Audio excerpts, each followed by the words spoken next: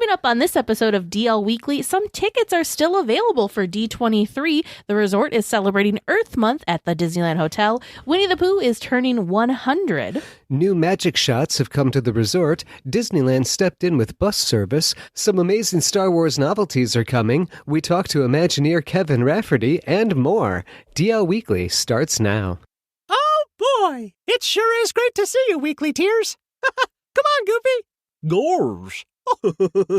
Well, hello and welcome to this episode of DL Weekly for the week of April 8th, 2026. I'm Teresa Urban, and filling in for Tag is trivia guy Vern. Yeah, so Tag is out ill this week, so Vern was bravely left Trivia Land for one night and one night only and is here with me to do the news. Later on, you guys even get to hear him attempt trivia from this side of the gate or line fence. What do you call it? Like from this chair instead of my comfy couch. There you go. From this chair instead of the other. But yeah. Yes. So anyways, yeah. So we'll thank see you, how Vern, it goes. for hanging out. Yes. Well, we would like to thank everyone who supports the show. This week, we would like to give a special shout out to Joanne A., Lindsay C., Leslie U., and Bill S. for your continued support.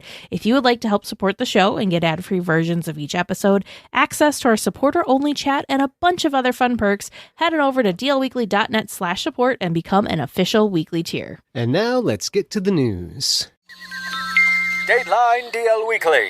Fiction becomes fact as the mysterious subcontinent reveals a legendary podcast. After 2,000 years, two hosts have been unearthed by famed archaeologist Dr. Henry Indiana Jones. Scholarly research laid the groundwork for Jones's discovery. Thus, the jungles of DL Weekly become the destination for listeners worldwide. And what a destination it is! Until next week, this is Eye on Breaking News.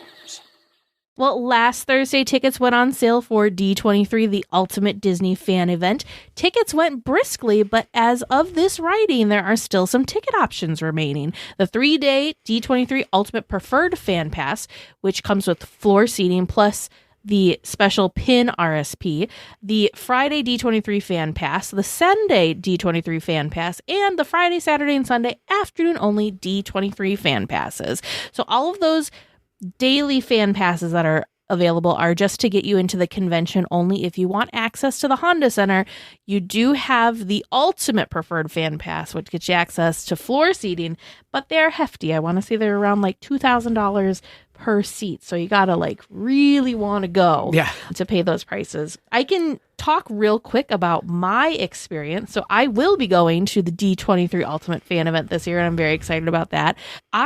We had a side conversation going in our Discord for all of us that were trying to get D23 tickets at that time, and it felt like the tickets went fast, 100%. They went really, really quick, but all of us had a pretty smooth experience. I was a little confused because I didn't think that I had that low of a place in the line. I was like in the 12,000s somewhere, but got checked out and got my ticket in like under 40 minutes. So I thought that was a huge win. We had other weekly tiers that were super lucky and got much closer to the beginning of the line, some of them that were a little bit further, but it felt like everyone in our little group that we were chatting with did a great job and got, were able to snag the tickets that they wanted, which is, that's the important thing. And the fact that it didn't take hours to do is huge, is a huge, huge win.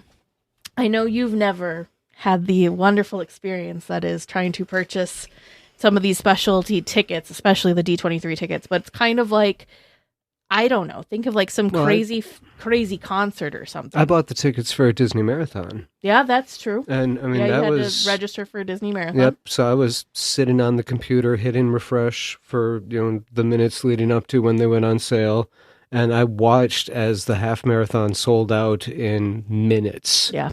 I mean, it was ridiculous. Wild. The marathon sold out in I think like 2 hours or something, but it was.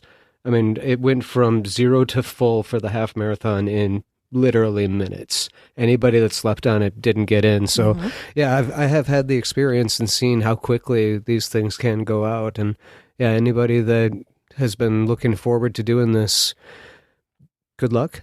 Or, to the ones that made it in, congratulations. Yeah. It's one of those things you definitely need to, have like a timer set or like, I don't know, make sure you plan your day around it because it's intense. Yeah. But it's the event itself is so much fun. Yep.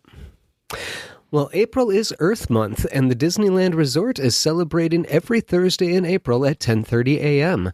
Guests can go to the Frontier Lawn at the Disneyland Hotel to participate in fun, interactive experiences. Experiences include Park Map Origami, where guests can create origami bees from recycled park maps, a recycling game, a beneficial garden insects show and tell, and more. There is also the Zero Waste Art Challenge, where cast members upcycled trash into art. So something else that's super fun that is kind of in relation to Earth Month is there's a special new meet and greet over at the Pixar Place Hotel, and it is none other than Wally and Eve, and they look so stinking adorable. Like I hope that this isn't just like it's in celebration of Earth Month. I hope that that this isn't the only time we see them because it is adorable. And it's like the feat of engineering just looking at this is crazy because, right, Wally is like his little, I don't know, robotic self. He's got his like his treads and all that. But Eve appears that she's floating and flying beside him. So it's amazing. But yeah, so even if you don't have to be a guest at the Pixar Place Hotel to go have a meet and greet with Wally and Eve. You can any guest can go over there and see them. But I think that's so stinking adorable. And I always just really enjoy the different displays that they do for the zero waste stuff. So this year's also, we'll talk about later, but Pooh is turning 100. So the theme this year looks to be, Winnie the Pooh themed because all of the different pieces that are on display have, they're either bears or they're Pooh bears or there's one of like Piglet, like with a red balloon and the honey. And then look, this is adorable. There's one of the little green aliens from Toy Story dressed up like a bee. And then this one was adorable. It looks like Pooh and Duffy, so two Disney bears, are in one of the, what are they called? The Buzzmobiles or whatever the little attraction vehicles are for Pooh's Honey Hunt. They look like they're so stinking cute. So of course, link is in the show notes, so you can go check these out for yourself. If you're not going to be in the park, if you're in the parks, you can go check them out over it's at the base of the Silly Symphony Swings in DCA. Well, speaking of Winnie the Pooh, like I mentioned, he is celebrating his 100th birthday, and the Disneyland pastry chefs created a confectionery display at the Grand Californian Hotel lobby to celebrate the event. The display depicts Pooh Bear with Eeyore, Piglet, Tigger, and Rabbit celebrating with a cake topped with honey and 100 under the tree where Pooh Bear lives. I gotta pull this up so you can see this, Vern, because it is so stinking cute. Oh, is that not adorable? They have the Mr. Sanders over the door and everything. That is very well done. Eeyore's like moping in the corner with his little party hat. Yeah. But yeah, Pooh has a birthday cake. Oh my gosh, I just noticed this. Do you see his little tongue? He's like licking his lips. He's so excited. Yeah. It's like a honey birthday cake with like the 100 is kind of looks like it's like dripping down the side. That's so stinking cute. So cute. Adorable. Oh, look, Rabbit's even there, too. Rabbit's over, like, not in the main party area, but over on the side. Tree? I don't know. He might be. Because you got to have Owl. Not that I see, but this is, like, the display is you can walk around it, so it's 360 degrees, and it doesn't appear that we have photos of every angle, so perhaps Owl may be there. We just might not have a picture. Kanga and Roo either. Yeah. Maybe they're there. Maybe they're inside Pooh's house getting some more honey, because, Sure. Because they've got a hungry Pooh Bear. Working on another cake or something, Yeah.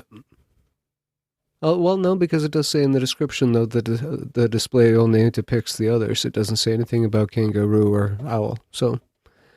Well, some new magic shots have come to the resort. These fun PhotoPass extras will be around for a limited time. Currently, characters from Bluey are available at Disneyland, and characters from Hoppers are in California Adventure. For the Food and Wine Festival, there is also a Remy magic shot available. These are so stinking cute. So I don't know enough about Bluey, but it appears that like there's different stations that you can get these magic shots with Bluey, and they're doing different things. So one of them looks like they're kind of like cuddled up in blankets. Another one, they're doing like a fun little like they're like dancing and being happy. I have learned this though. They're playing like the uppy. Oh, uppy, yep. Keepy uppy game. So it's where you like keep the balloon up from the floor. And then the Hoppers ones, there's multiple characters for Hoppers. Super duper cute. And then I just always like this forced perspective shot that they do for the Food and Wine Festival with Remy running away with a wine cork. It's just so fun. That's cool. Do you have a favorite, or is there one that you would want to? I'm loving that one of Remy running. That's just really cool the way that looks. Yeah, they do a nice job with it. Yeah.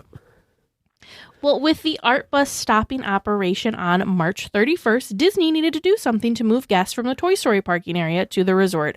Well, starting back on April 1st, Disney now operates new guest shuttle buses from Toy Story to the main entrance plaza. Some local hotels have started up their own shuttle service, including Garden Grove, which serves the Anaheim Hilton, Anaheim Marriott, Sheraton Park Hotel at the Anaheim Resort, and Clarion Hotel Anaheim.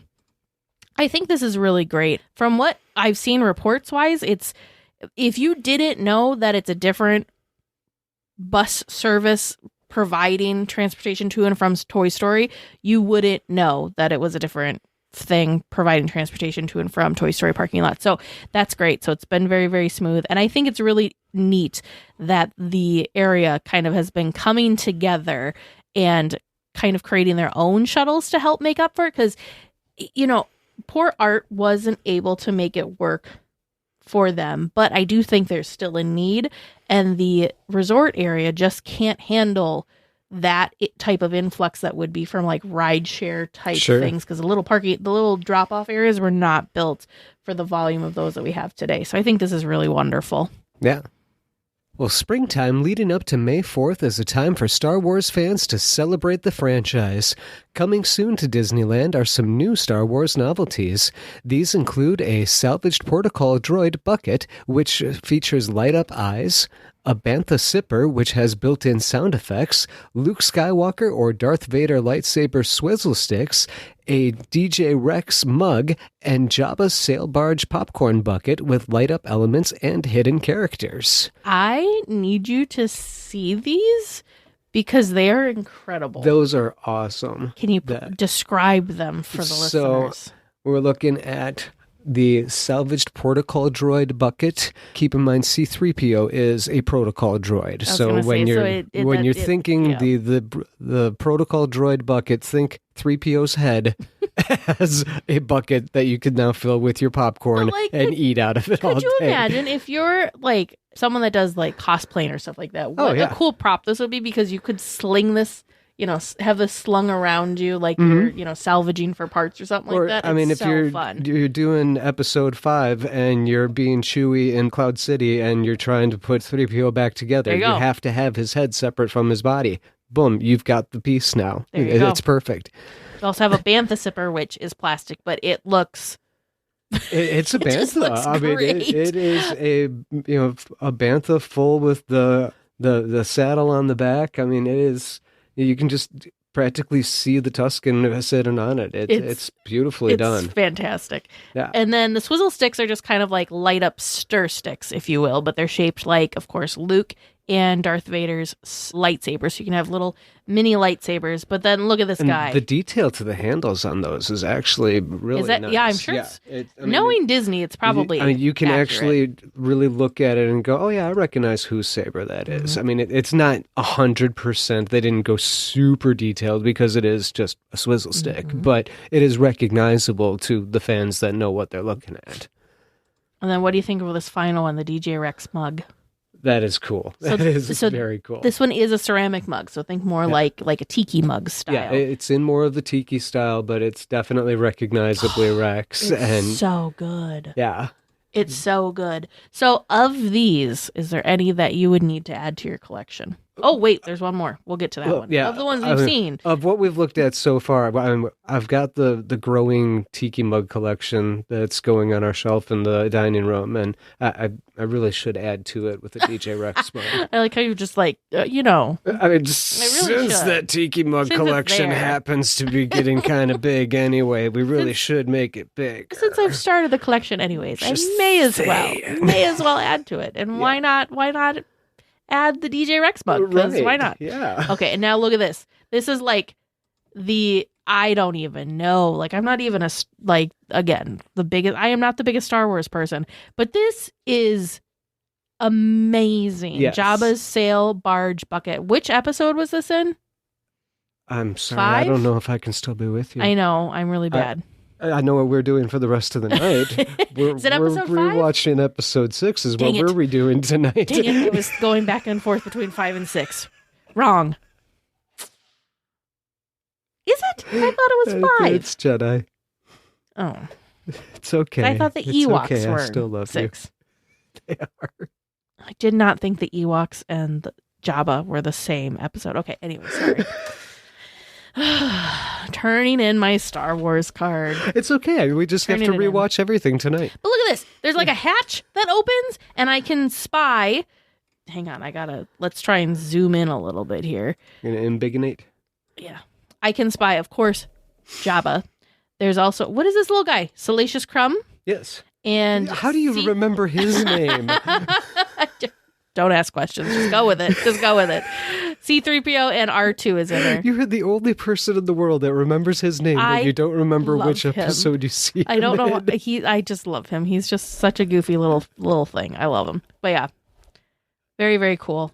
They just keep outdoing themselves with these novelty things. Because again, this is just a device to hold popcorn, but it's and yet the detail and the art the that they put into it is just a display amazing. Piece. It's absolutely incredible. Because they know that nobody's actually getting these for the popcorn.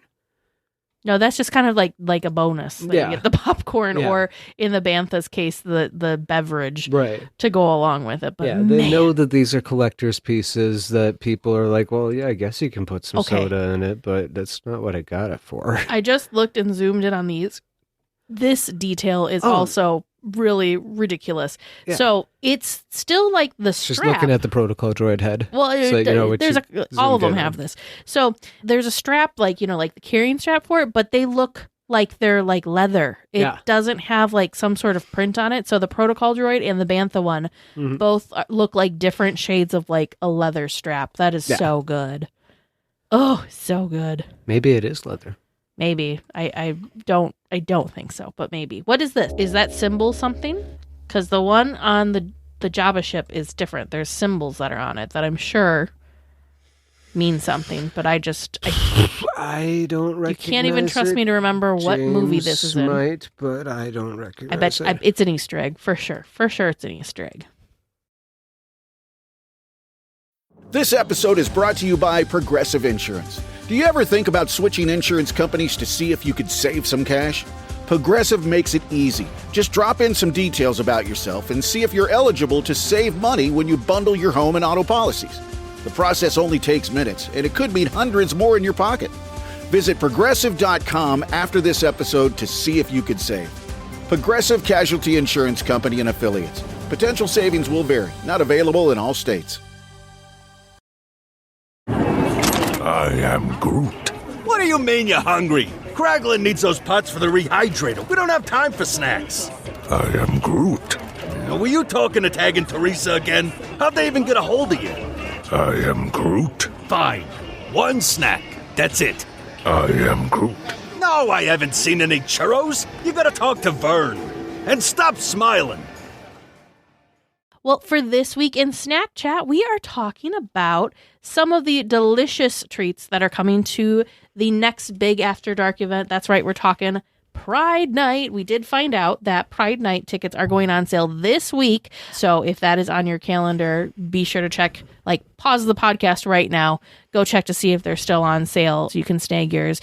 Vern and I, with Tag and James, got to go experience Pride Night a couple of years ago. And we all had just the best time. So if you have not gone and been able to experience Pride Night, highly, highly, highly recommend. And there's some delicious things that you can eat while you're there.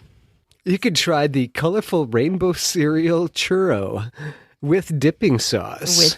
So it doesn't picture what the dipping sauce is, and it doesn't say what the dipping sauce is. But rainbow cereal churro, that's saying to me probably like oh no, there's the dipping sauce underneath it pictured. So that's probably the one they're doing. What is Fruity Pebbles? Fruity Pebbles, that's what I'm thinking of, yes. Okay, I haven't actually eaten that type of cereal in 30 years. Yeah, so that's okay. Cut me a little grace here. That's okay. But rainbow, the rainbow cereal is always, yes, Fruity Pebbles. Yes. So how fun is that? For a savory option, you can try the Santa Maria style tri-tip sandwich, which that looks delightful. It looks like there's some sort of, I don't know, like a mayonnaise. There's different like peppers on it and like a pico. Looks delightful. Almost looks like it's a ciabatta. Looks like it's on a ciabatta roll. Oh, yeah. Looks delightful. Otherwise, another sweet option, there's butterscotch Mickey-shaped beignets. And then this last one's for our plant-based friends.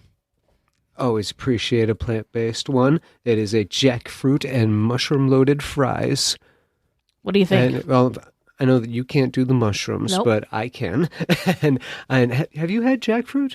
I haven't had jackfruit yet. Oh, if it's done right, jackfruit is really good. So the last time that I had jackfruit, it was actually prepared like barbecue, because it actually does have kind of a texture similar to like a barbecue pork, Like a pulled pork? Like a pulled pork or a barbecue beef. And if you do it with like a tangy sauce or something, it's amazing. What's your take on the nachos? And so looking at that, it looks like they did just like a fry. Or not nachos, yeah, loaded the fries. Yeah, it looks like they did it in a barbecue style and then loaded it on top of fries with some mushrooms, and looks like we got some jalapenos and some red cabbage. Yeah, I a little red see. cabbage in there, and I mean it looks delicious. And having had the experience with jackfruit that I have had, it probably is really good. So would that make your list? Hesitantly, I'm going to say, yeah, that would be. Hesitantly. I mean, obviously, I haven't tried it, so I can't Well, really that's what say I'm for saying. certain. Would it make but, your list to try? Oh, 100%. I would definitely be trying it, yeah. Well, if anyone goes and enjoys and tries any of these delicious options, please let us know. We first spoke with our friends over at Where in the Park back on episode 265. Amanda, Kevin, and Kim create amazing and fun seek and find scavenger hunt games in theme parks all over the United States. So not only is it Disneyland, but you can explore new places like Universal Studios, Knott's Berry Farm, or even SeaWorld. There are fun game packs for everyone. We have done these several times because Amanda, Kevin, and Kim have been very gracious and have sent us some packs to try out and enjoy for ourselves. And it's just super, super fun. It's great if you've got either, a longer trip, so you've got more time to kind of sit and soak in the details, or it's something fun to have that maybe look at the cards in the morning and as you're going through the park, kind of like remember like, oh, wait, I want to try and see if that thing was over in Frontierland or if it was over here. You can play it however you want. You can make it competitive. They have like game packs, so you can like create teams and you can go on little scavenger hunts and like see who finds the stuff first. It's super duper fun. But if you would like to get your hands on one of these fun seek and find scavenger hunt games, go to whereinthepark.com and let them know that DL Weekly sent you. If you use the link actually on our website, you get a special promo of 10% off, or you can use promo code DLWeekly. When boarding your Trivia boats, please look down and watch your step. For those of you wondering, yes, TNT truly are dynamite together. We tried separating them once, but the trivia just fizzled out. Well, hello, folks. Welcome to Trivia Land. There's two of us here in Trivia Land this week. One is on the correct side and one is not. We'll let you decide who's on the correct and not correct sides. Well, depending on how it goes, I might jump back. That's true. Well, or maybe you'll stay. Sometimes it's good to get that flavor, right? So, in full disclosure to the listeners, James went above and beyond and came up with brand new questions. So these are questions that Vern has not had access to in Trivia Land. So Vern will be trying his hand with me on this week's questions. This is an honest attempt. And I thought it would be very fair when we figured out that Tag was not coming on the podcast, that we do a topic that Vern loves. And no, it's not churros. Which there's nothing I love more, so I don't know how you figured this out. I know. You don't know what it is yet.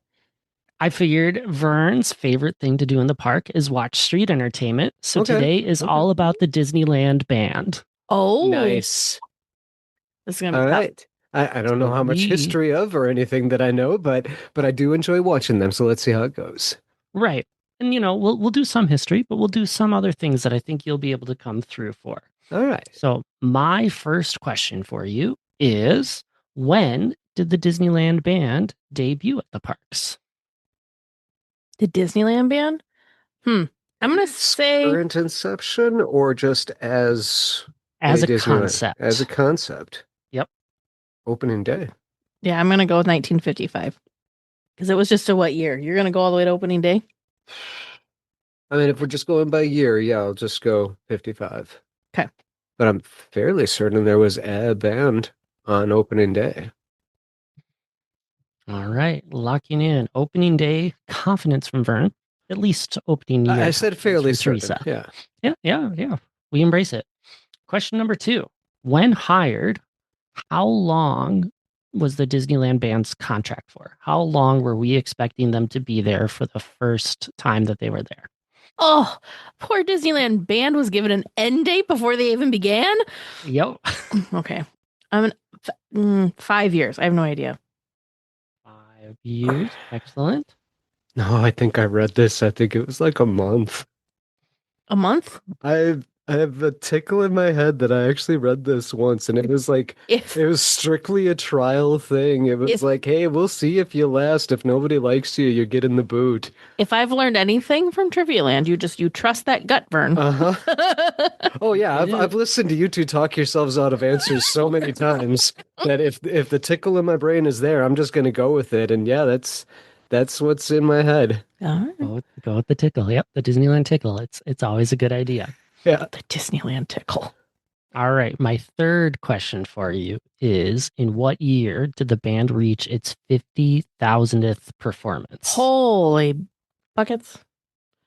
Thank D23's website for giving me this one. Cripes. Because how many, think about how many times they perform a day. Right. I mean, they do like 6 performances a day times 365 days in a year. And that's not counting if there's anything, extra. I don't know. I'm going to say in what year? Okay, in what year? Are we allowed calculators, or do we have to do this in our head?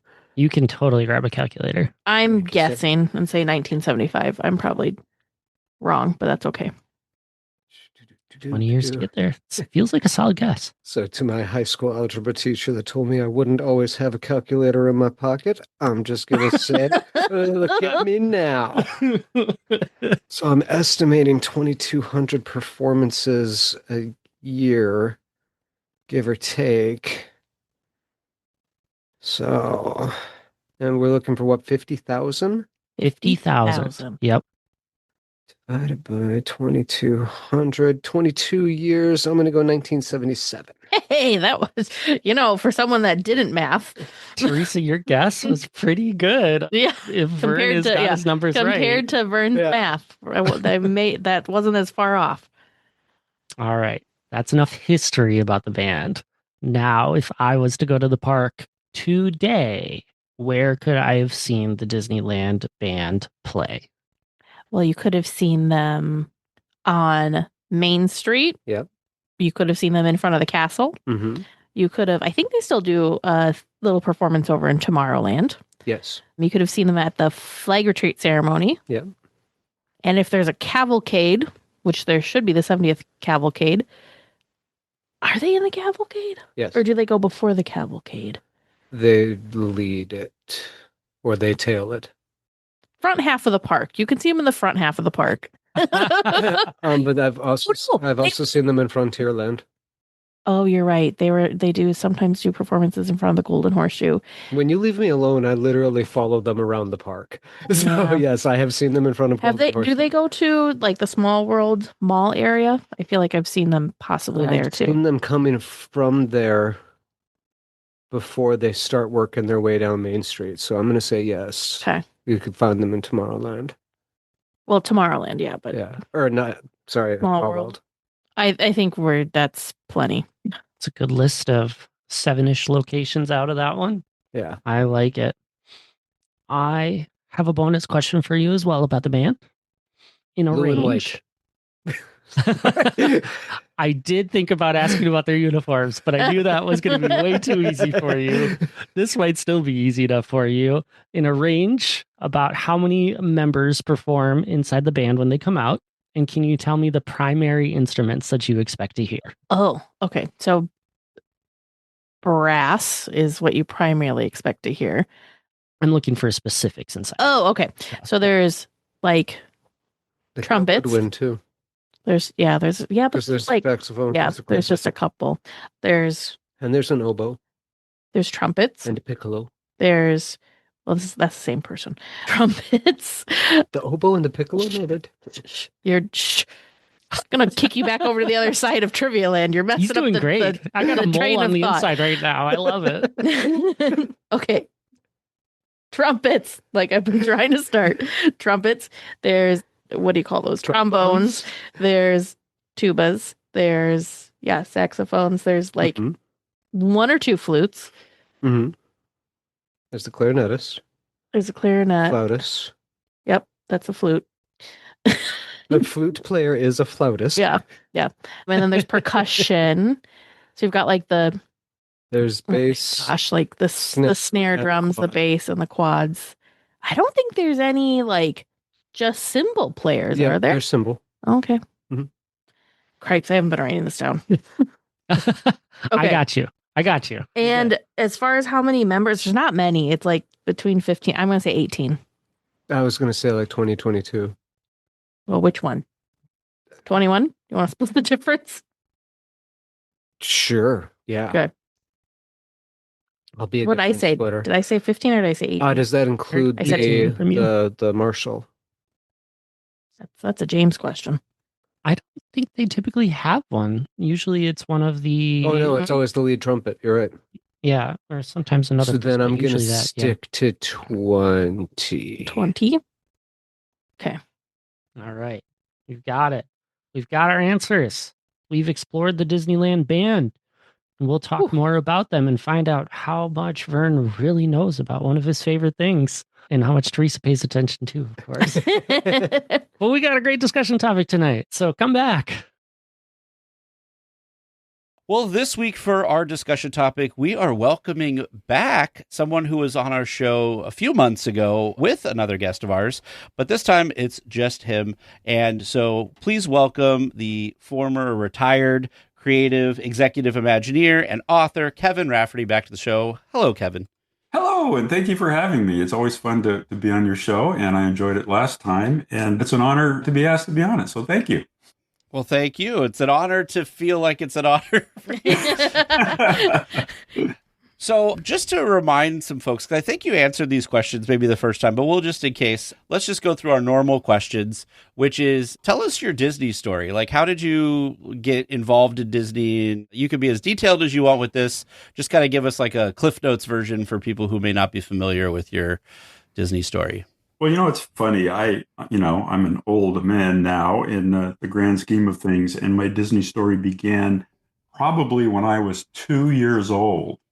Oh. And the reason I say that is because my very first memory was above my crib in my room, my little room. I had a cardboard cutout of Casey Jr.'s train above the crib, and it was filled with Disney characters and animals and things. And it just always fascinated me. And maybe because it was the artist inside of me, I was always fascinated by kind of the line drawings and the character designs, even at that age. But my mom says, you couldn't have remembered that. You were probably, 1 or 2 years old to remember that, because we moved to Anaheim and they took all that down. We lived in LA and my folks moved to Anaheim when it was nothing but orange groves and a little 3-year-old park known as Disneyland. But before we actually moved to Anaheim, the reason I say I was kind of a Disney baby is because among my first memories was I had a record player and Disneyland records. And I remember playing Disneyland records on my record player when I was old enough to figure out how to use it. And I'm old enough to be able to remember watching the Mickey Mouse Club on our little black and white TV back in the day, which was my favorite all-time show. So you can imagine my excitement when, as a family, we were watching, Walt on ABC TV talking about, the design and development of Disneyland.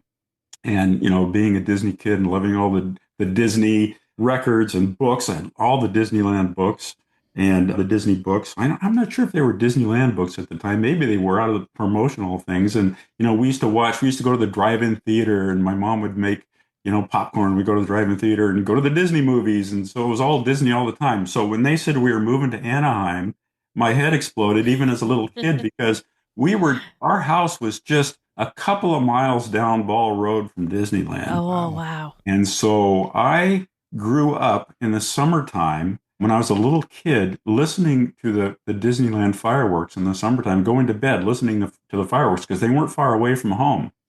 And we went to Disneyland a couple of times a year. My mom and dad would have gone actually on opening day, but there were they wanted to, but there were two reasons. Because my dad ended up being a huge fan of Disneyland. But the reason why they didn't go on opening day is because two reasons. My mom was just like really pregnant with me at the time, which would have been a really lousy day for her to go on that hot day. Yeah, it would have. And secondly, her brother, my uncle, was getting married. So July 17th, 1955 was his wedding day. And subsequently, my Aunt Anne and my Uncle Lou would spend every anniversary for the rest of their 56 years of marriage, going to Disneyland. Oh, neat. How cool. So that was their thing, is going to Disneyland on their anniversary, which was very cool. But then when we moved to Anaheim, we would watch Wonderful World of Disney and Sunday nights and do all that. And then when I was growing up, I became interested in like art and music and animation and model building. I used to love to build models when I was a kid, and, theater and movies and, television screenwriting and all, theatrical playwriting and all those things.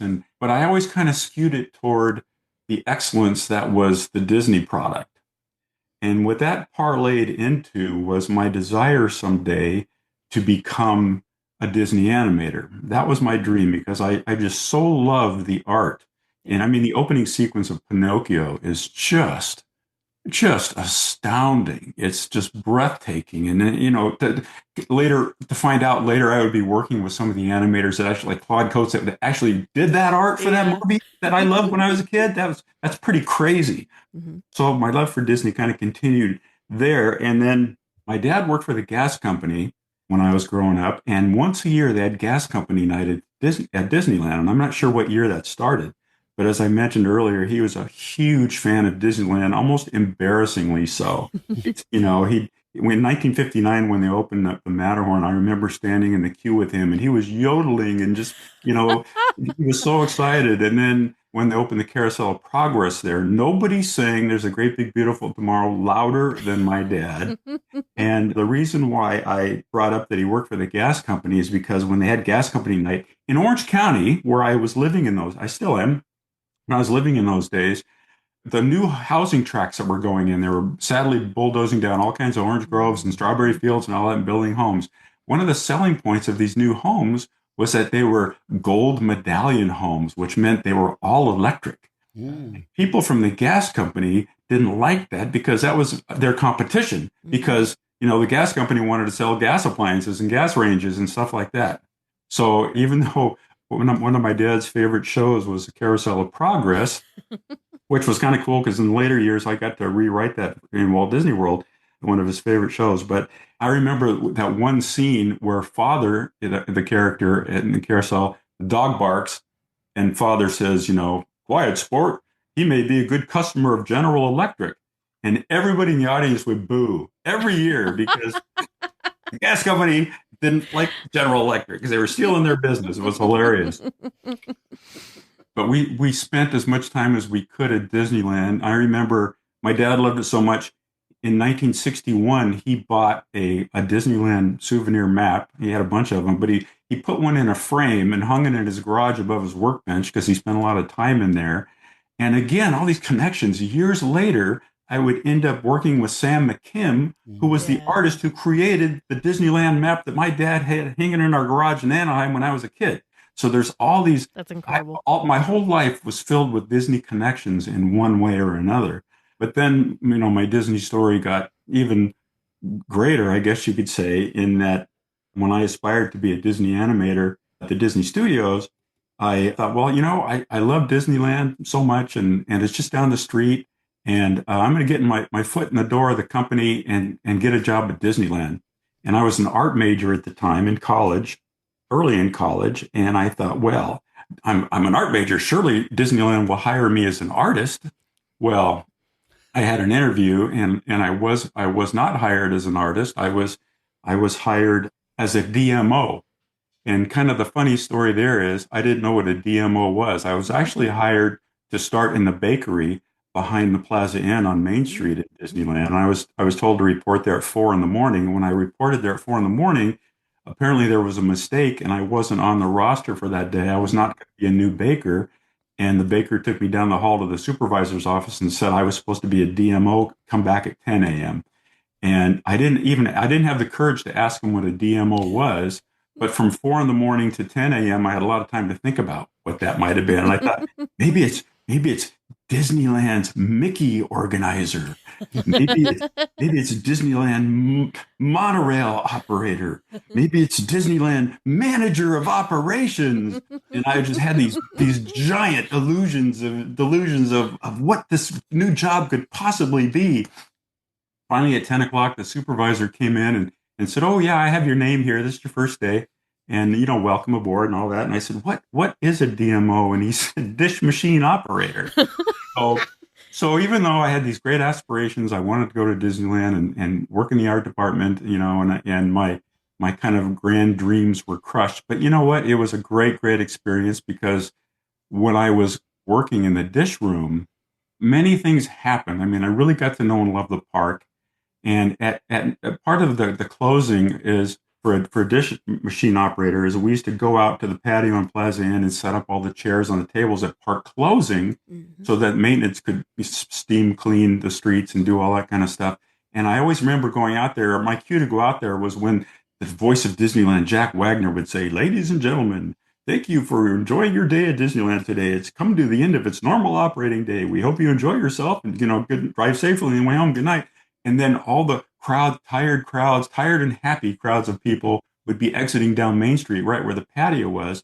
And I remember hearing their comments as they were walking by. And I used to just keep my ear attentive as I was setting all the chairs on the tables to all their comments. And it was so cool. And I remember just hearing this little old lady in a wheelchair saying it was the best day in her life. And she was just, it was just, this place had the power to do amazing things for people, to take them away. And also at the end of the normal operating hour, when I would clock out, I would go back into the park. And because my dish machine operator costume was white, I looked like a maintenance guy. So I got to sneak in back doors of Pirates of the Caribbean. And I used to go back and see how things all worked. And I used to look at the little tags on all this machinery that said WED Enterprises. And sometimes the maintenance guys, the graveyard maintenance guys would explain all this stuff to me. Cool, yeah. It was just amazing. Those years were amazing. And then there were other nights where my fellow dishwashers and I would, close the park and clock out at midnight, 1 a.m. And then we'd go out to the cast member parking lot and we would just, spend the entire night dreaming of the things that we would do if we ever had the chance that we could do at Disneyland. If we dishwashers would ever have a chance to do anything at Disneyland. Little did I know that, 40 years later, I'd be standing right on the spot where Cars Land is today. That used to be the cast member parking lot. In fact, I probably stood on the spot where the Radiator Cap Butte is, right behind the courthouse in Cars Land. Yeah. Many summer nights dreaming about what I would do if I ever had the chance. And it really happened. I mean, that was so cool. That's amazing. The other thing that is related to my Disney story is how much of a family tie-in I had with Disneyland, with my family. I mean, not just my dad. My mom loved it too. And whenever his parents came out from Iowa, of course, the thing we did was we always went to Disneyland, and my grandma would say, "Wow, she would just be blown away." And I found some old 8mm movies that she took at Disneyland in the 50s and early 60s. And she didn't take any moving pictures of us, she took all of the stuff that was in the park. It's like, where's me when I was a kid? Where's the footage of me? You know, she would take it like the pirate ship in Fantasyland and all that kind of stuff. But when I was working at Disneyland many, many years ago, my to-be wife, Patty, was working there as well. She was working at Coke Corner on Main Street, and I was working at the Plaza Inn dish room right across the street, and we worked there for several months and never even knew each other. And then my brother-in-law, her brother, Steve, worked in the French Market, in the restaurant, the French Market. And my sister-in-law, Linda, was a dancer at the Golden Horseshoe. Oh, wow. And also in a lot of the parades. And I remember going to pick Patty up and seeing Linda come home from Disneyland after a shift. And she had, you know, all that can makeup on from the Golden Horseshoe and all that kind of stuff. So it was just kind of fun that we were all involved. You know, I mean, we were there because we love Disneyland, right? I mean, you know, if you consider it just a job, forget about it, because you really got to love the place, you know, and that makes all the difference in the world. And they did, you know, and they still do. So it was very much a part of my life and my family. And it became, you know, Disneyland means a lot to me now, because without Disneyland, I wouldn't have gotten married to Patty. I wouldn't have had the sons that I have now. I probably wouldn't have had the career that I have now, because she's the one that, when I was going to have an interview at the studio with a producer named, I'm not kidding, his name was Donald Duckwall. And you can look him up. It's legit. And they saw that application come through, and it was just, we got to hire him. You're hired. Right. We don't know what you're doing, but you're hired. Come on board. But I think I went up there to interview to be an in-between for, you know, maybe the Fox and the Hound or something like that. And so I had the interview lined up, and then I happened to see a job posting backstage Disneyland when my wife and I were going to change our costumes in, and it said, Mickey wants you. And it was from WED Enterprises, because it wasn't called Imagineering, it was called WED Enterprises. It said, looking for artists and designers to help with a new project called Epcot Center. And so I actually landed an interview at WED on that very same day I was going to go to the studio. So I had to, you know, seriously give that some thought. And even though I was, you know, really loved the parks and everything, I still wanted to be an animator. And my wife said, well, you should go to WED and you know, do that. And so I kind of did that. And that's a whole nother story about how I was hired, you know, but at the very, very bottom of the barrel, I started at the dish room equivalent of WED at the time, but it all worked out. It did. That's amazing to think like that. You basically came to right a fork in the road of your Disney career with, you know, animation versus WED, and you're right. where that path took you. And he stood up Donald Duckwell. Yeah, no, that's a true story. And you know what, Teresa, the interesting thing about that is that, you know, had I gone to the studio and had they hired me in animation and I never became an Imagineer, I would have been primarily in the world of animation only, right? But as an Imagineer, all of the interests of my childhood, like model building and music writing and animation, and I mean, I got to do all of those things. Yeah.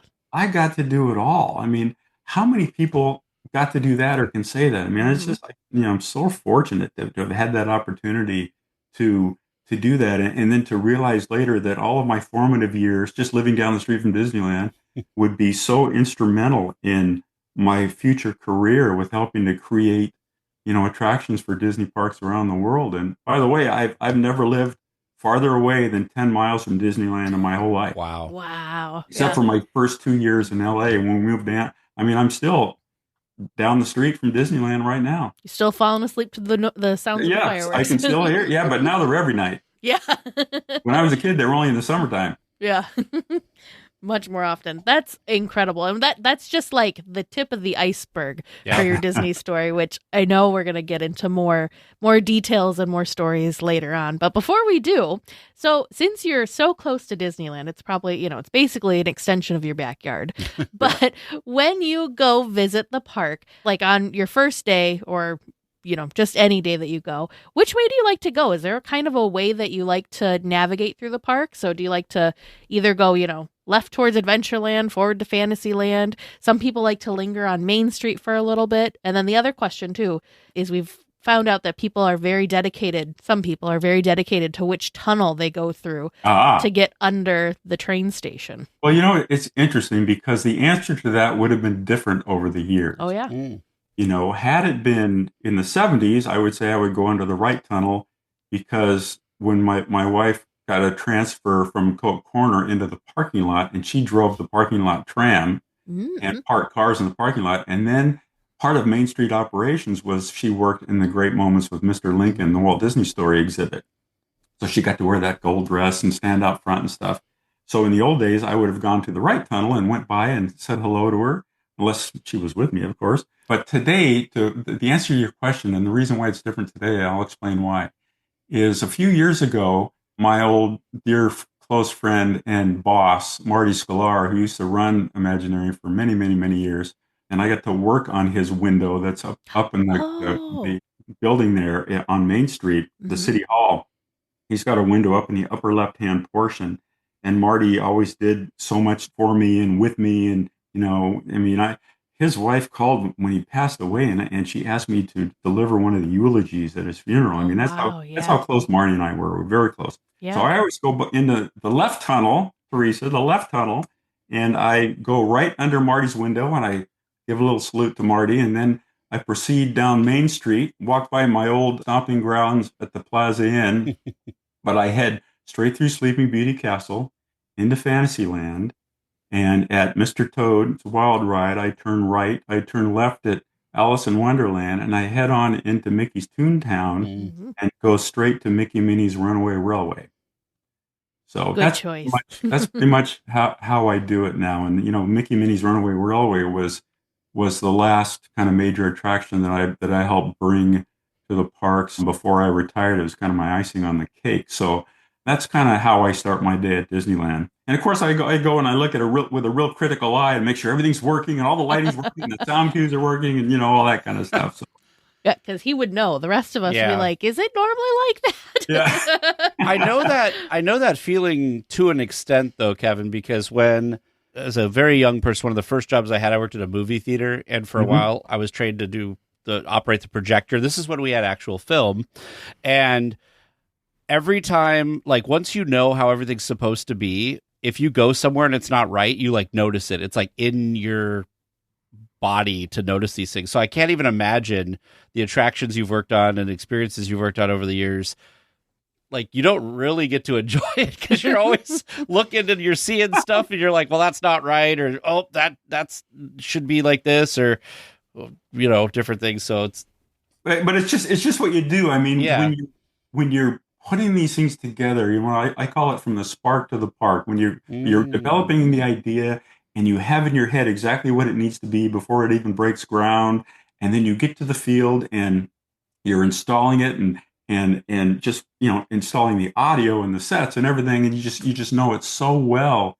And it's like Radiator Springs Racers. I went through that attraction 800 times, working on the audio cues before we open and stuff, and you know it so well. So every little thing that is maybe a little bit off, it just screams at you, But fortunately, lately everything's been working great and looking great, and I can't help but look at it with a critical eye. But that's not to say there are not times at the park where I do let myself, get caught up in the story in the moment and things like. Of course I do. That's one of the reasons I love it.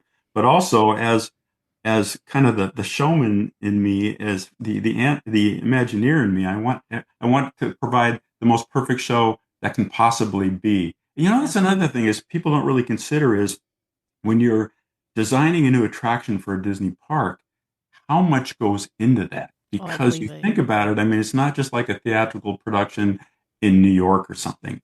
It's got to run flawlessly, every ride cycle, every hour, every day, every week, every month, every year, for years and years. Yeah. And, there's a certain capacity that you have to get, and there's certain things that you have to allow for the ease of maintenance. And it's a real art. So that's another reason why I just can't help looking at all these things to make sure everything's working great and doing great, because I kind of understand all that stuff, Mm-hmm.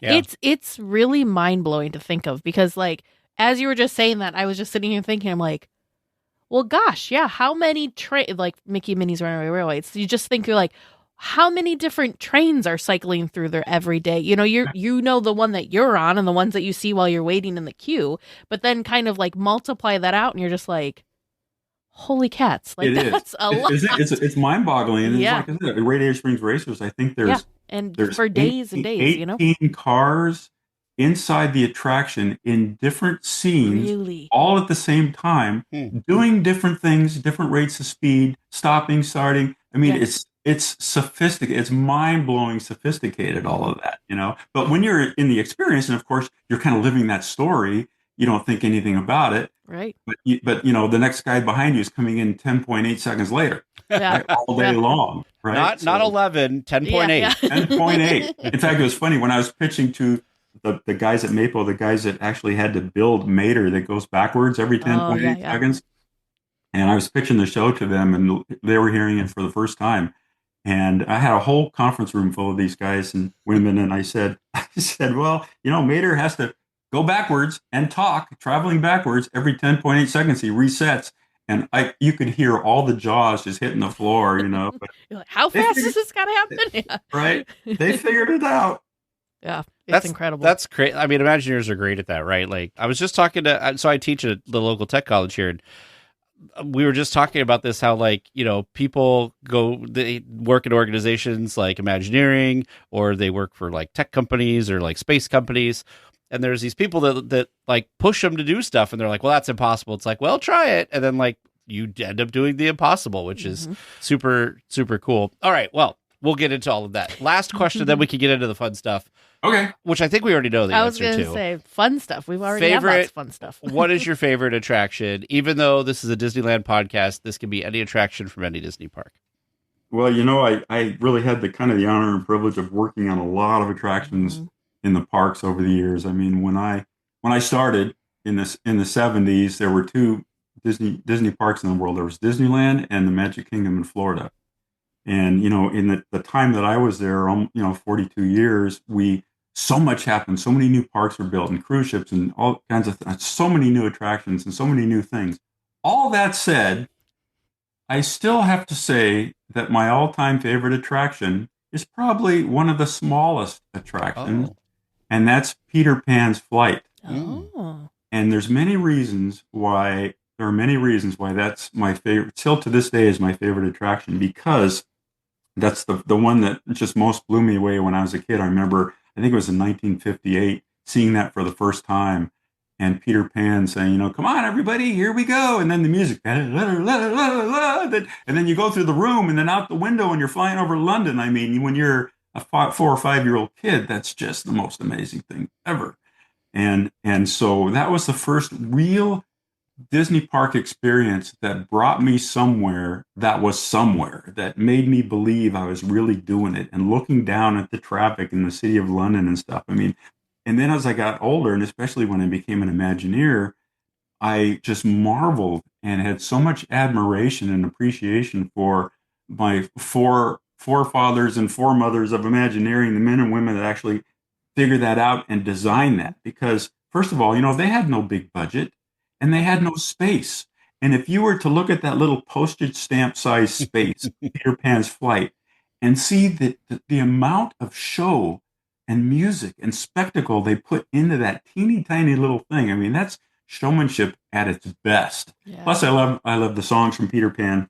And then, as I mentioned earlier, going to be able to become an Imagineer in the 70s, and then having all those people that design these attractions at Disneyland that I experienced as a kid still there at Imagineering, and telling me how they did it, and taking me under their wing. And and they love to tell the story about attractions like Peter Pan, and how they set up mock-ups in the studio soundstage with suspended track for the first time, and things like that. And it's just, I still marvel at the fact that not only was it an opening day attraction when the park opened in 1955, which is still going today. It's just mind-boggling, and people still love it. And whenever, your earlier question about where do I go, when I walk past Peter Pan, as soon as I walk in the park to get back to Mickey's Toontown and Mickey Minnie's Runaway Railway, there's already an hour and a half away for Peter Pan's Flight. That thing's been going for 70 years, everybody, and it's still entertaining, and it's still taking people away. It's just, so that's a long-winded way of explaining why that's still my favorite attraction today. And you know what? I had nothing to do with it. All I did was enjoy it, and I still do. Although somebody gave me recently an original section of the suspended track that was in the opening day park Wow. in 1955. So a little treasure that I have here, but very cool. That's so neat. That is well, cool. The thing that's crazy too. So again, because it transports you, right? You get on it. You have a better understanding because you design these things, but the rest of us, you get on it and your mind just kind of leaves you and you don't realize how tiny that space must be. But as you're saying that, I'm like, oh yeah, because there's like a bathroom, there's all this stuff kind of that's behind it. So it's like, well, yeah, that can't possibly go that far. So then to think of all those different show scenes and how the sounds don't like bleed into each other when you're in the different rooms and how you can't see, see the other areas, it's just amazing. And you don't have to spend billions of dollars and build a 150,000 square foot, attraction show box facility. I mean, of course you do. Of course, the park needs that kind of stuff too. But you can still be entertained by lower budget, well designed and well thought out attractions. And you can tell the original people put this together. There was a labor of love for them because you can feel it. Yeah. To me, my favorite attractions are the ones you can feel it. There's something in that thing. I mean, like Pirates of the Caribbean, they put a lot of love into that thing. You can feel it. It's still there today. When we did Mickey and Minnie's Runaway Railway, we put a lot of love in that thing. We were a little ragtag team that were putting that thing together because there was a little thing going on down the street at the same time called Star Wars Galaxy's Edge that, pulled all the resources and everybody and everything and all the, eyes and ears and hearts and everything. And we had this little ragtag team that put together Mickey's, and we put a lot of faith, hope, and love into that thing. That, I'm sure we'll talk about that later since that was kind of your final thing. But man, that attraction, for being, one of the newer attractions, it is incredible at what we like to call eating people. Like even when there's a line, you don't feel like you're in line because it moves. It's entertaining. There's layers upon layers of stuff to look at when you're in there. My favorite thing is the crab. I still have not found him in every single room. But yeah, Tag always laughs, makes him like look around trying to figure out where he is. She's always like, there he is. I'm like, okay. And then you have to be timed right to see there's just so many things. It's enjoyable multiple times over. Well, there's a little tie back to that I forgot to mention with Marty's window on why I go to Mickey in the park is during decades of my career, and Marty, I remember always promising Marty I would help to design and deliver an attraction that had an original story and an original theme song. And, I worked on a lot of stuff that was IP based on, Pixar and Disney films. I worked on a lot of attractions, but I always promised Marty I would help to create something brand new story, brand new song, brand new everything, a major attraction. And I remember running into him in the hallway, and he'd be in a real kind of feisty mood. He'd say, "Hey, Kev, where's that new attraction with a new theme song? Hey, yeah." Really, I mean, that got to be a running gag. I run into him washing hands on the bathroom. You got that attraction yet with new story? And so when I do go into the left bridge and give a little salute to Marty's window, and I head to Mickey and Minnie's, I said, "See, we finally did it." And I was very sad that he never got to see it, but by golly, it happened. So, and it's an attraction built around Mickey Mouse, the foundational little company. So like, I think you kind of excelled. You kind of punched above your weight to get there. Poor Mickey never having an attraction. But which isn't that funny? All those years. You know why? We thought about many, many, many different attraction ideas, like for Disney Hollywood Studio Park, and we had a lot of different Mickey ideas. In fact, when Robert Coulter and I came up with Toy Story Midway Mania, our original thought was Mickey's Midway Mania, but Mickey didn't feel like right on the Midway, and the toys felt a lot better if you could shrink down to the size of a toy. Yeah. But no attraction idea that was ever dreamed up in Imagineering ever stuck.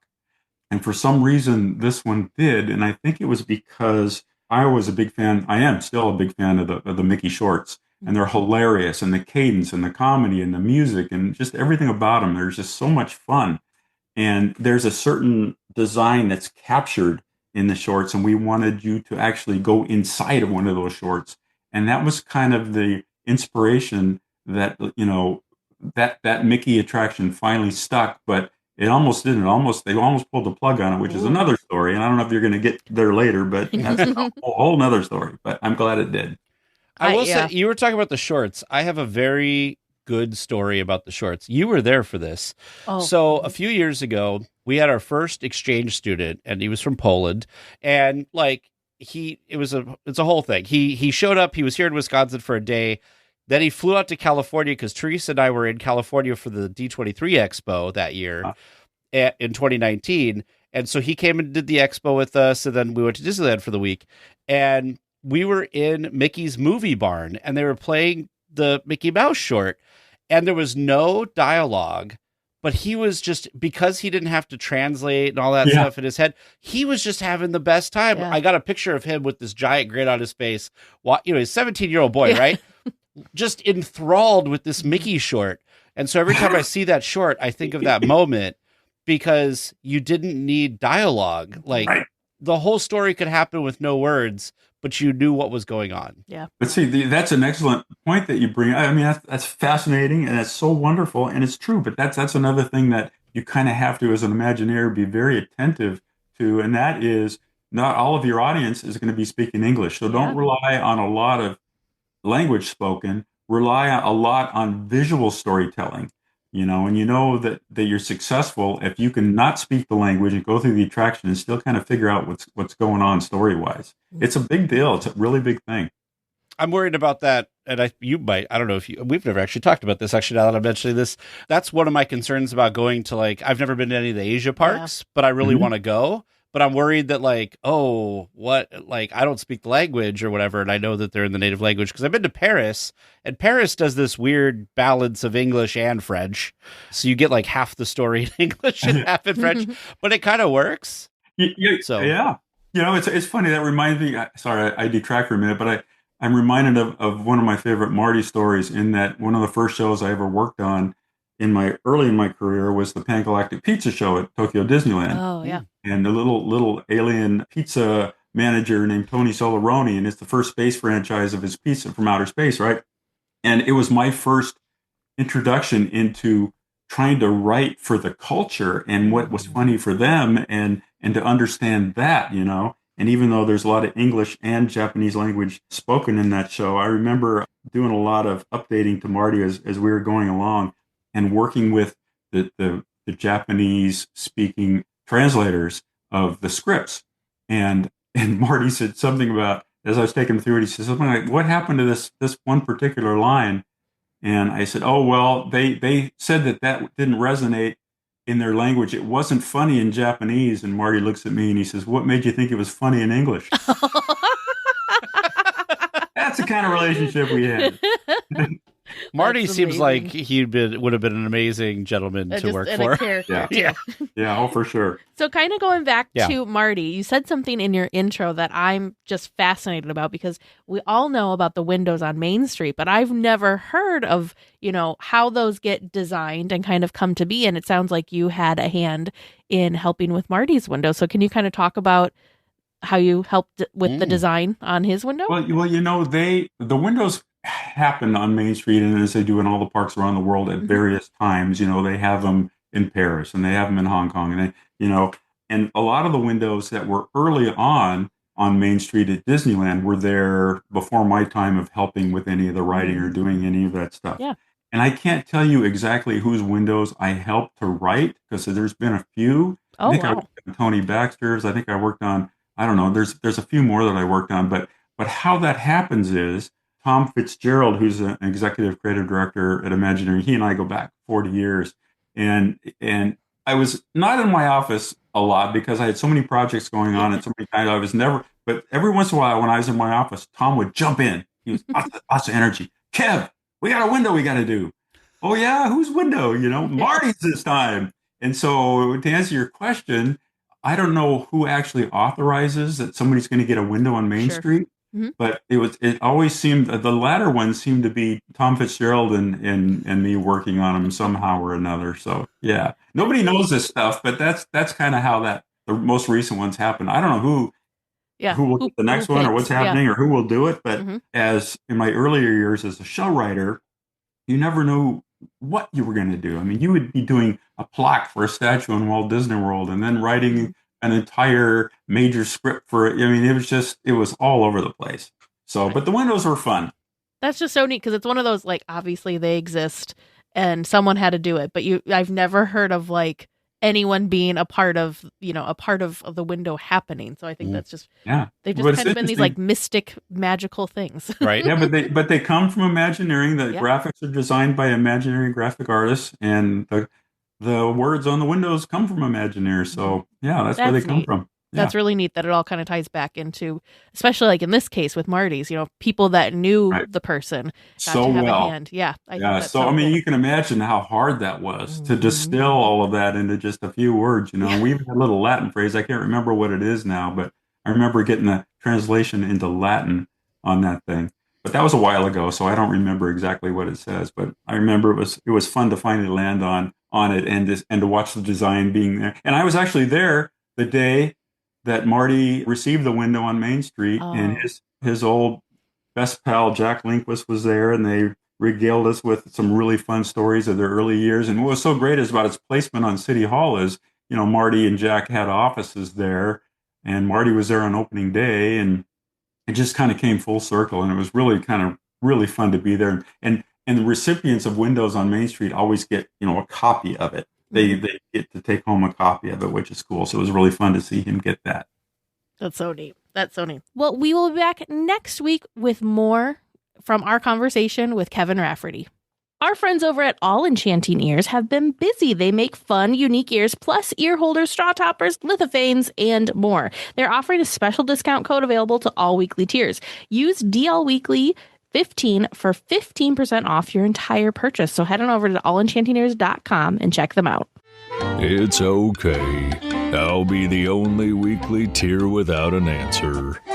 Make sure you send your questions to Producer James or Producer Vern at trivia@DLWeekly.net. And we're back to Trivia Land. Hello, everyone. Thanks for coming back, Vern. I know you've got a tent or a year next to me, so you had to be back eventually, right? Yes. Yeah. How it goes. Eventually, I got to move back. Yeah. Whenever they release me from this side. Release you. We'll have so much fun. I mean, I hope you did have so much fun. We'll talk about it later. Right. Yeah. We'll discuss. Yeah, over our evening churros. So that's right. It's how it goes. Yes. But I didn't ask about churros this week. I asked about the Disneyland band. Which is almost as good as churros. I'm the so best glad thing is you're watching the validating me. Disneyland band with a hot churro in Look your at hand. that. See, I knew I could come through for you for Trivia Land. That would make sense. So, yes. All right, let's get to it. No more time to waste. I asked first, when did the Disneyland band debut at the parks? The correct answer is not only 1955, but as Vern said, opening day. Look at there was that. a band there at the beginning. Good job, Vern. Both on the board right away. Well done. Who knows his band? Question number 2. How long was the initial contract, or at least expected time, that the band would stay and play in the parks? Teresa said 5 years. Vern said a month. They only were hired for 2 weeks. 2 weeks. I knew it was short. It was, Poor band. It was kind of just, let's see how you do and if you're liked. And then they were liked. And they've never left. And they were. Yep. People liked it. People enjoyed it. It was exactly as Vern described it. So I was just off by 2 weeks. I know. I'm impressed. So wild to think signing like a 2-year deal of, yeah, sure. But I mean, I guess marching bands in that kind of situation, you might take what you get and then put on a good show. Made a difference. And then they put on a lot of shows, because the third question was, how long did it take for them to get to the 50,000th performance? Specifically, the year I was looking for. You went with 1975 and 1977. They didn't play as much in the early years, so it took them a little bit longer. 1982 is when they got there. For shots in the dark, that wasn't too terrible. Very impressive guesses. Yeah, in the scheme of things, just think about how many shows that means they've done. Yeah, right. That's, well, we kind of forgot that then, so they weren't open 365 since day one. That's another problem, but that's okay. Yeah. And we were assuming 6 shows a day, every day. Yeah. Mm-hmm. Yep, exactly. So my fourth question for you was, where do you find the Disneyland band playing if you were to go today? Everywhere. I had not considered the flag retreat or the cavalcade when I wrote this down, so we'll use that to make up for a little bit because if you had included those as part of Main Street, I could forgive that. But thank you, I appreciate that. I appreciate that kindness. So Trivia Land's got to stick together. Yeah, exactly. We're just better together when our minds work. But the 4 locations I was looking for was the Castle Promenade, Frontierland, It's a Small World, and Main Street USA. So apparently not currently playing Tomorrowland. Oh. Okay. Poor Tomorrowland. Mm-hmm. Doesn't even get the band anymore. That's terrible. No, anything. I know. No. And they got such good space. Like I really liked when the band played up in the on that like balcony thing of the theater. Yeah. Or not the theater, but what the heck do they call that building? It's the Star Wars. Was Innoventions? No, that might be Florida. Why am I not? Oh. It's where the new DVC club is at, right? Yeah. The launch bay. That's what it's currently called. Star Wars Launch Bay. Mm-hmm. And they would usually they have frequently done a Star Wars medley from up there, and stormtroopers would happen to be walking by, and it's always such a good show from there. You're thinking of Star Wars Night. There's not normally stormtroopers in Tomorrowland anymore. Valid point. Okay, so I do remember having seen stormtroopers walking by while they were doing a Star Wars medley there. I think they've done the Star Wars medley there, though, because that makes sense. Star Tour is still over there. So, I'm with you on that. Yep. All right, my bonus question then. The question was, how many members in a range do you expect to see when the band comes out? And talk to me about some of the primary instruments that you'll see. Well, according to our good friends over at the D23 website, the range, which you two guessed 18 and 20, is 15 to 20. So, Vern, kudos for not going 21. Wow. Look at that. Yep. In the couple videos I watched, the common instruments were always trumpet, trombone, saxophone, tuba, and drums.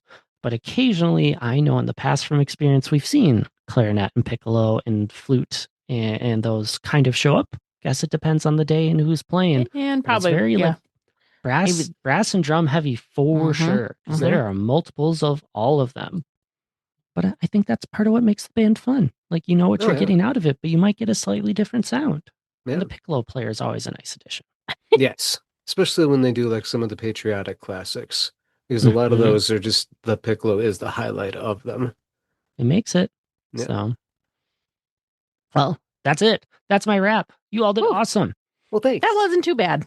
Thank you for braving Trivia Land with me on this side, Vern. It was fun. I don't know if I need to do it again soon, but Tig and Teresa always remind me, it's like, it's good for you to get a little taste of it, just so you remember what it's like. There you go. Yeah. I'm like, fine, it is kind of fun. Well, I had a great time coming up with these questions and making sure that producer Vern had something to really thrive in. Maybe these themes need to come back. Maybe you've got an idea for a theme that we haven't done before. You can send that into us. All of our questions can come on in on our website, dlweekly.net/trivia. Well, we will be back next week with more Disneyland news and information. Until then, go out and enjoy the parks. And a special thank you to Sidel for editing the podcast, Andy Mack for all the wonderful character transitions, and to James D. and Aaron C. for supporting at the Club 33 level. I am the podcast that flaps in the night. I am the magic spoiler you couldn't unhear. I am DLWeekly.